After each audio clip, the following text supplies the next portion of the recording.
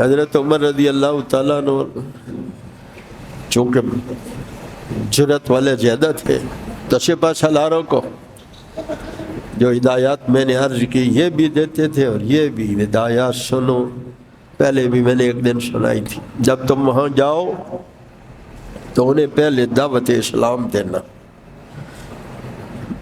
امریکہ کی طرح راتوں رات حملہ بولو تو صحیح بھائی نہ کر دینا. پہلے انہیں دعوت اسلام دینا. پھر وہ سوچنے کا کہیں تو 3 دن موقع بھی دینا. 3 دن موقع بھی دینا. پھر اگر وہ کہیں ہم مسلمان ہوتے ہیں تو انہی کی زمینیں انہی کے حوالے رکھنا. اور اگر جنگ کرنا پڑے تو پھر سنا ایمان والو آج جو لوگ کہتے ہیں اسلام کیسا مذہب ہے، انہوں نے اسلام پڑھا بھی نہیں سنا بھی نہیں ہے. یہ ہدایات زبانی بھی دیتے تھے لکھواتے بھی تھے. مذہبی پیشواؤں کو قتل نہ کرنا،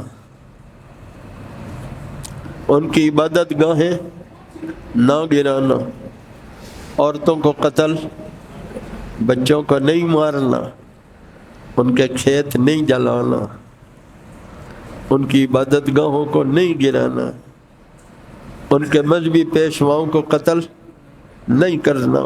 میں نے سنایا تھا آپ کو کچھ دن پہلے حضرت عمر کے زمانے میں غالباً حضرت سعد رضی اللہ تعالیٰ عنہ نے دیکھا کہ بڑے جری لوگ ہیں اور مقابلہ بہت سخت ہوگا اگر ان کے آمنا سامنا ہو گیا. تو انہوں نے رات کے وقت میں جا کر قبضہ کر لیا. فوجیں ہوتی ہیں. تو وہاں کا جو پادری تھا اس نے حضرت عمر کو خط لکھا کہ میں نے سنا ہے کہ آپ لوگ دعوت اسلام دیتے ہیں، اگر کوئی قبول نہ کرے تو پھر اس سے جزیہ قبول کرتے ہیں، اور اگر یہ بھی قبول نہ کرے تو پھر اسے اعلان جنگ کرتے ہیں اور پھر جنگ کرتے ہیں. تو تمہارے سپہ سالار نے تو رات ہی رات میں ہم پہ قبضہ کر لیا ہے. آج کا دور نہیں تھا ٹیلی فون کا. بندہ گیا، حضرت عمر نے اسی چٹ کے پیچھے لکھا سعد میرا خط پڑھتے ہی ان کے پورے علاقے کو خالی کرتے ہیں. وہ جو بڑا پادری تھا لوگ اسے کہتے تھے کیا کیا تو نے، اس سے کچھ کیا ہونا ہے، جیسے آج کے لوگ کہتے ہیں صدر وزیر اعظم کو درخواست دی ہے تو کیا ہونا ہے. باقی یہاں تو پٹواری کا کچھ نہیں بگاڑ سکتے، کیا لین مین کا کچھ نہیں بگاڑ سکتے،